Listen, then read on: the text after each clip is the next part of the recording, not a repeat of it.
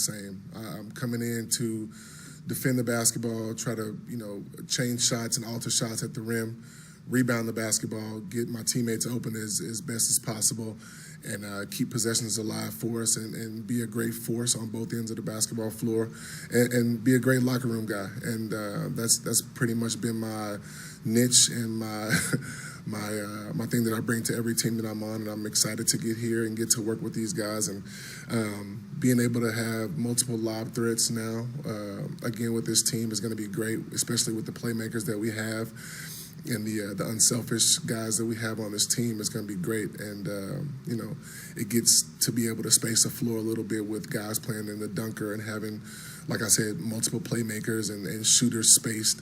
So I think at times, we're going to play big. I think at times we're going to play small. It's obviously whatever the game is needing at that moment in time. We're going to be able to adjust to that because we're so versatile. And DeAndre, just to follow up on that, about Russ and LeBron specifically, all of the momentum that they create towards the rim, how does playing like that appeal to somebody like you? For me, it's great. Those guys being able to have such speed and strength, being able to get downhill so quickly, it puts a lot of pressure on defenses. And, when you're big playing in that dunker area, you kind of find where you'll be open, whether it's a shovel pass, whether it's a lob. And like I said, those guys are so great at finding the open man and making the defenses pay for coverages and schemes that they may come up with is going to be great. And I just need to be ready to catch the basketball or catch a lob or screen in for a shooter. But when you have that many threats on one team, I think that it's going to be very beneficial to us. All right, we'll go over to Dan, please. Hey Jay, what's up, man? What's up, Dan? I know, right? It's like 2011. You had opportunities with the Clippers to win titles. You had an opportunity last year. How have those opportunities not coming to fruition kind of shaped your approach to the game over time? And I guess, what do you think of the opportunity you have in front of you this year with this group? I think the opportunity is the same. But I do think, and the way that I approach the game is the same. Obviously, as you get older and you start to see different things, and obviously with the Clippers teams, we had some bad luck. On the team I was on last year, we had a little bad luck with injuries and some small things like that. But you never want to take it for granted. You want to come in and do everything you can to try to stay as healthy as you possibly can and learn from the game before, but not harp on it as much, move on to the next thing, because it is a long season. You kind of got to have a quick memory, but be able to adjust as much as possible. And I'm excited to be able to be here and gel with these guys and build chemistry. And it's gonna be a process, but I think we're all ready and excited for it. Welcome back, man. Thanks, man. All right, over to Dave McMenamin, please. Hey, DeAndre, good to see you. What's up, Dave? It was widely reported when you went to Brooklyn that a big factor in that career move was the relationship you shared with Kevin Durant and Kyrie Irving. So how do you reflect on your time in Brooklyn, and where do things stand with the relationship with those former teammates? We're definitely not friends anymore, so... No, I'm joking. We're friends before basketball, after basketball, and I think ultimately we all just want to be happy. And being able to compete is something that is very important to me, and they understand that. And we're brothers beyond basketball, so us being teammates or not isn't going to reflect or affect our relationship. I did have a great time in Brooklyn the 2 years that I was there, being able to experience that culture in New York.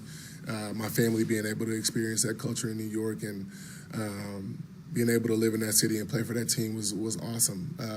And I have a ton of memories, for the 2 years that I was there, and I won't forget those. But I'm definitely excited to start this next chapter. All right, Kyle Goon, please. Hey, DeAndre, Kyle Goon with Orange County Register. Welcome back to Los Angeles. Just maybe a sort of a follow-up to Dave's question, but, is it kind of weird the Lakers and the Nets have been kind of peering at each other from across the coast sort of A lot of people were talking about them as, you know, a lot of people describe them as the favorites for the finals last year. I think they're still favorites for the finals this year. What's it like switching sides in that sort of Cold War between those two teams? I think it's just basketball, man. Like I said, you know, you have a lot of friends in this league. You have a lot of guys that you compete against. And when you're on the floor, you know, this is somebody who you want to beat, regardless of if they're your friend or not. But off the floor, you know, those relationships and those bonds will stay strong. But I think that I'm just excited to be a part of a team that's chasing the championship. Just like I'm sure there are another handful of teams that are doing the same thing.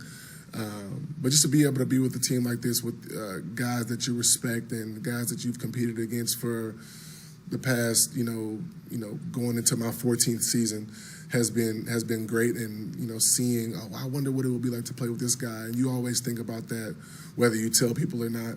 And now being able to have the opportunity, I think is going to be great. All right, Bill Orm, please. Hey, DeAndre, Bill Orm with The Athletic. I guess I just have to ask, so what guy, is it obvious? I mean, you said you're thinking maybe you've always wanted to play with this guy or that guy. Who are the guys on this team maybe that you've been thinking about that with throughout your career?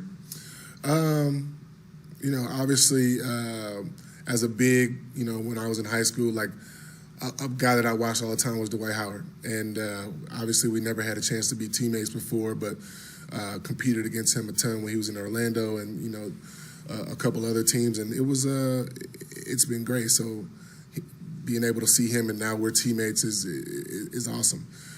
Obviously, you know, guys like LeBron and Russ and AD being opponents of these guys for so long, and especially, you know, Russ and AD in the Western Conference when we were there for so long, seeing those guys 3-4 times a year, you know, Russ coming downhill, angrily aggressive every time was very tough. And now being able to be like, okay, well, now I can see what this would be like to be a teammate with this guy, and knowing I don't have to contest him at the rim, you know, every night, because he's just that fierce of a competitor. He keeps going. And AD the same way. You know, his skill set is so very high, and he can score on the 3 different planes of the basketball floor, and with that, being able to be a great defender is great. So being able to have that next to you is awesome. And, you know, LeBron has been, you know, a winner in this league for a long time, and being able to orchestrate offenses and defenses, being a team leader out there, somebody who is, you know, been a leader and a winner throughout his career is great. And now being able to be a teammate and of somebody with that high of basketball IQ and an unselfish player like that, I'm really excited to finally be teammates with these guys. All right, we'll do last 2 questions. We'll start with Ian, please.